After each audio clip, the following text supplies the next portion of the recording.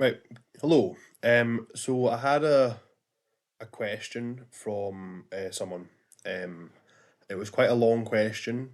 It was quite emotionally um, charged question, shall we say? And what I wanted to do was, if that person's asking that question, there's maybe 10 people who uh, don't have the courage to ask me that question. So what I thought I'd do is I'd read you the question through, pick out some aspects of it. You'll see what I mean, and when I go through the question in a minute, pick out some aspects of it and go through everything in the question and try and break down and give a reasonable answer to some of the questions and the next steps that this person should take. Okay, so this person has asked me to keep them anonymous, and I'll do that. So if you have a similar question to this, and you want to stay anonymous, I will answer it as well. I asked them for their permission to do this video. They said fine, as long as they're anonymous. Because I explained there could be people out there having exactly the same questions, just not the time, or they don't know where to look for the right answers. Okay, so let's um I'll pick out the main points. Okay, so uh, this person has been kind of in and out of lifting weights. They've been on and off the wagon. Work's been taken over. All this kind of stuff. Um, uh, and this is the start of the question. So, I'm the heaviest and biggest that I've ever been.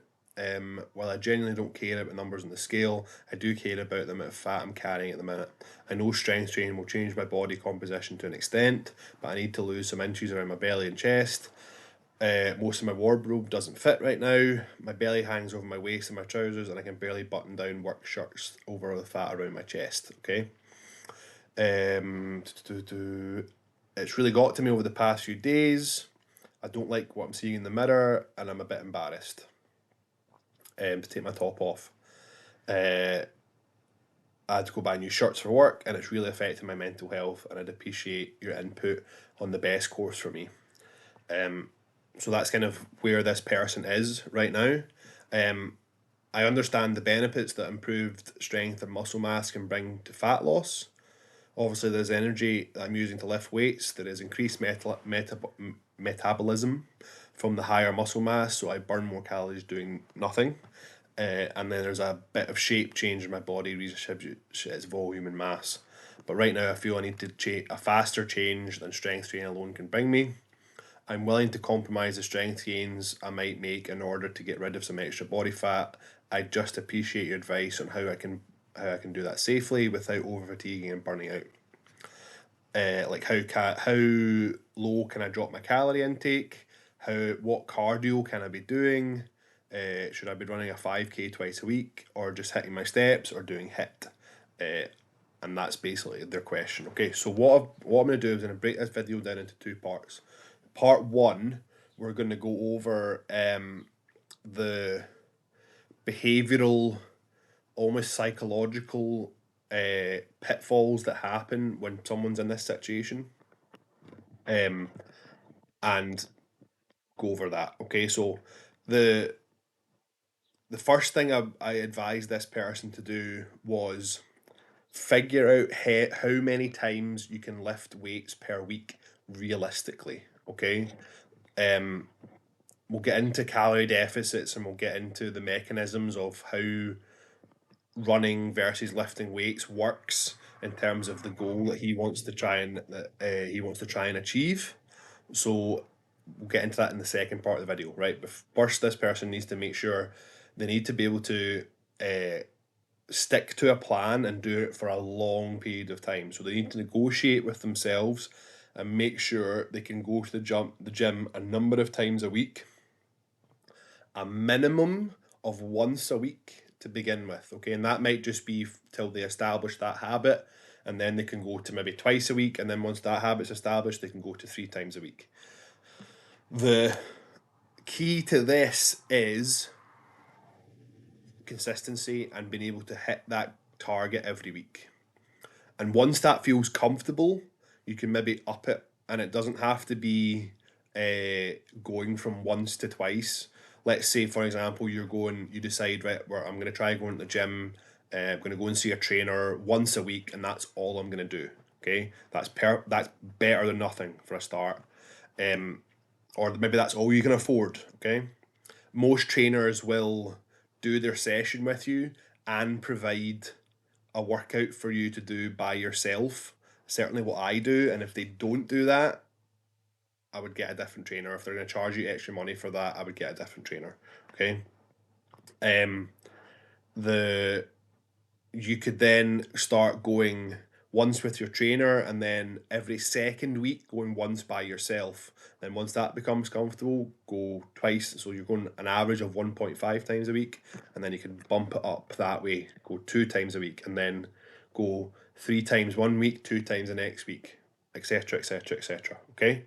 Uh, I would stick to full body workouts with compound lifts. They are going to be the biggest bang for your buck.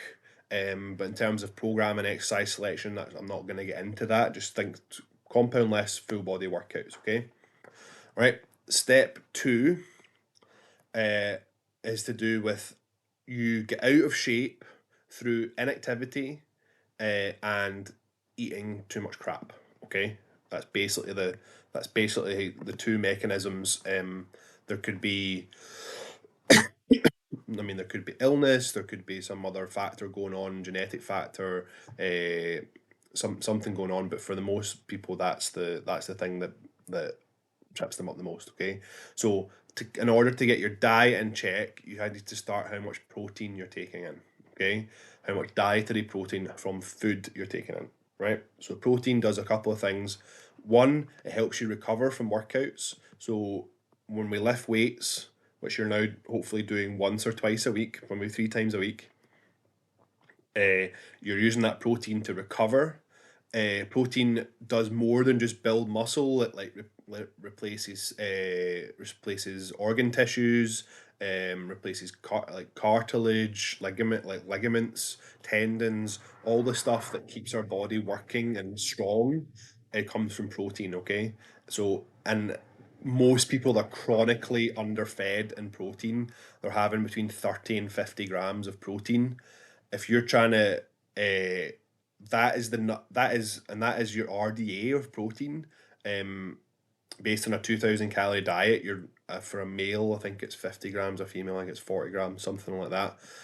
That's your RDA of protein, but that's just enough to keep 95% of the population from like degrading uh, within a time window. Okay, it's not enough to improve performance. It's not enough to recover between weight workouts if you're actually looking to improve from the situation you are in, which is what you've got to do. All right, you've got to choose to improve from where you are. You've got to build your performance, the physical performance of your this meat machine that you're in, which is like you've got to improve the performance of that. So you've got to get your muscles stronger, get your tendons thicker, get your ligaments thicker, get your heart and lungs working better. So you've got to eat protein to recover from that. Okay.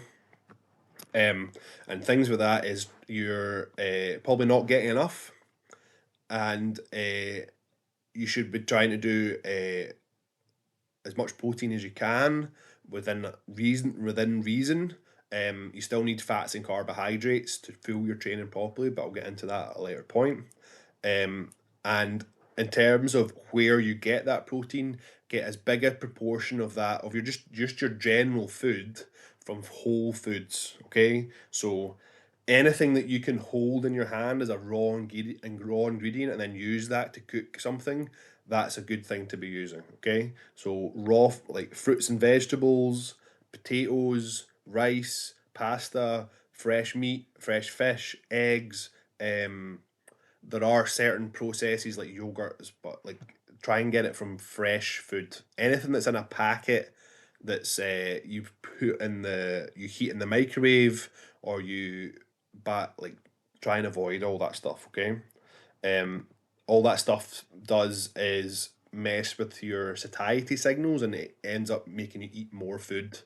You feel less hungry for the same amount of calories. So if you ate 1,000 calories from ready meals and 1,000 calories from uh, meat, pasta, and vegetables, you feel way fuller from the 1,000 calories of that than you do from the 1,000 calories of ready meal. Okay. Um. Yeah. So whole foods is the best option you can. Okay. So step number three. Um. The reason I've mentioned this probably the psychological behavioral side of this is, um, there needs to be some self reflection here. So and you need to reflect back on the first two steps. Once you've started implementing them, you need to start to iterate through that and improve incrementally. So you need to reflect on your first two steps. Did you uh, did you miss a workout this week? Not do your one workout? Um, why? Like it could be a myriad of reasons. There's no point in me going over it right now, um, going going into everything. But did you miss your one workout? Did you miss your appointment with your trainer? Did you organize things appropriately, or did you reschedule your appointment with your trainer if you're meant to see them on Monday and you saw them on Tuesday? That's totally fine. So, but this self reflection, feedback mechanism is what supercharges this process. Okay.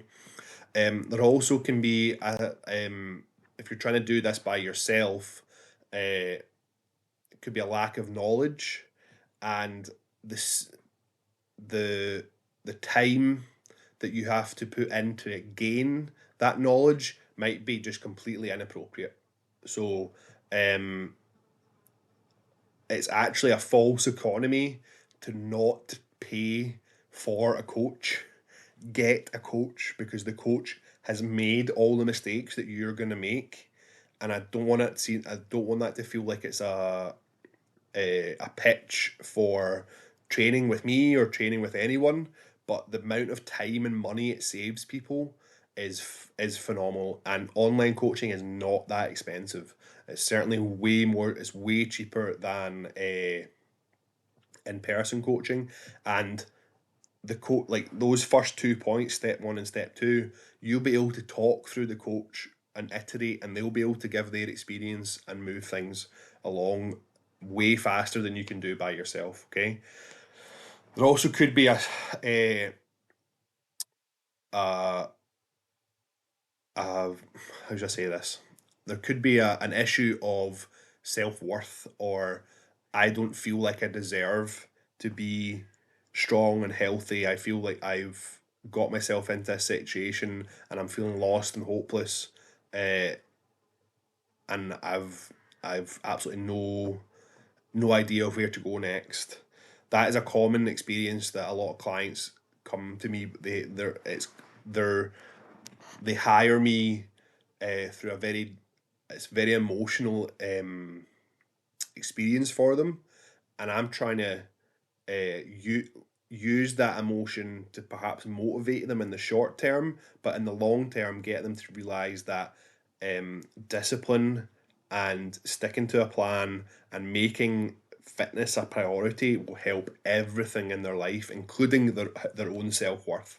Okay, um, and then reflecting on uh, why things didn't go the way they want it to go, and then figuring out why is the main thing, and then not letting it happen again, or reducing the impact of that same if that same thing set of circumstances occurs again, reducing the impact of those circumstances. So that leads me on to my next point, which is step four, which is you need to get organized. Okay, you need to have a schedule, you need to have some sort of diary, whether that's a paper diary on the fridge, whether it's a paper diary in a little booklet, whether you use your Google Calendar or whether you use your work calendar, whatever it is, you've got to have a diary and get organized. Schedule your appointment with your trainer, schedule in times to work out. So if it takes you, so let's say you work out in the morning, and it takes you 15 minutes to get to the gym, 15 minutes home, plus an hour to do your workout, and 10 minutes for a shower. So that's an hour and 40 minutes.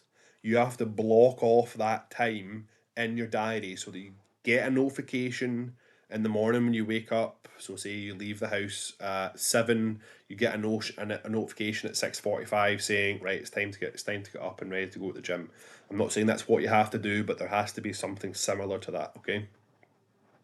Um, Making sure that your sleep and your food and your working out are all, so that's three priorities you need to have. There might be another three or four that are really big priorities in your life, whether that's your if you've got like elderly parents, if you've got kids, if you've got maybe a hobby, and then you've got work. So that's now is up to seven priorities. Out of those seven, food, sleep, and exercise training need to be in that top seven. Need to be. Because if you don't make them a priority, they'll just fall further and further down, and they'll get pushed further and further to the side, and that'll be okay for a little while, but then you'll start seeing the benefits you got from training and being healthy and sleeping well and eating well will start to degrade, and you'll start slipping back to where you things you were. So you've got to make them a priority, okay? And just remember that you being better for you actually, like, you're making yourself a better version of yourself to give to the people around you. You can be a better version of yourself. You can be a better son or daughter. You can be a better husband or wife. You can be a better mother or father, or uncle or auntie. Like you can, or grandma or grandpa. You can be a better version for you, as well as a better version of yourself for everyone else in your life. Okay, all right, and then that quickly leads me on to uh, step kind of point five, and that is about sacrifice. Okay, things are not going to change unless you make a sacrifice. Sacrifices are what get you from where you are right now to where you want to be. You cannot keep everything the same and move through. There's no inertia. There's too much dragging you down.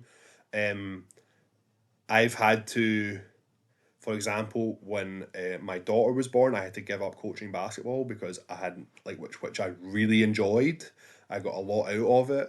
I really enjoyed working with the young guys that I was working with. I enjoyed the competitiveness, but when Lily was born or was just about to be born, um, I had to give something up because I was too busy. I needed to be a dad, and obviously I couldn't give up my job. Uh, and I couldn't give up being a partner.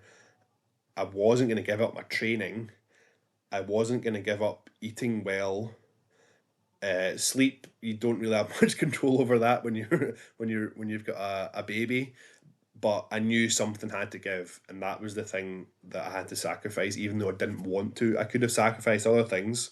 I could have sacrificed my training, trained less, so I had time for basketball, but that was not what I wanted to do. Training helps me be a better person. That was one of my priorities. Okay, um, and that's the concept of um, the the treasure is always hidden in the place where you least want to go. Okay, it's always guarded by a dragon or some sort of beast, and you've got to defeat that beast in order to get the reward and be a better version of yourself. And that's all metaphorical stuff, but that's basically what you have to do. Okay. Um, in terms of that sacrifice, you may have to do things that you've never done before. You may have to do things that you're uncomfortable with. You may have to do things that you haven't done for a while, and you may have to say no to things in order to say yes to other things. You may have to say no to going to the pub every Friday and Saturday night, every Friday after work, and then every Saturday night, and then going for a few beers on a Sunday. So you're saying no to that, but you're saying yes to a healthier liver, to a better waistline, to better sleep, to better mental clarity. You're saying no to that, but you're saying yes to all these things. And I'm not saying you shouldn't go to the pub or you shouldn't socialize, but you can maybe have a non-alcoholic beer. You can maybe be rather than going to the pub, why don't you invite your friends round and we'll watch a film or we'll play some card games. There's other things you can do rather than involving alcohol in the situation. That's just one, alcohol is just one thing that I notice with a lot of people is, especially in the west of Scotland, which is where I'm from, we have a very alcohol dominant culture.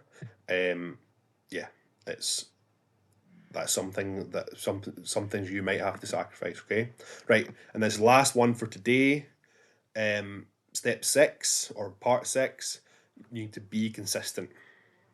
If you're on it 1 week and then off it for 2 weeks, then on it for 3 weeks and then off it for 3 weeks and then on it for a month and off it for a month, you're just constantly, yeah, you're maybe not getting any worse, but every bit of effort you're putting in is just being negated by the lack of effort you put in the next day or the next week. Okay, this is the most important part of it all. This is why I left it to the last. Okay, so once you've found a formulation that you can stick to, you need to go through that reflective process that we talked about in step 3.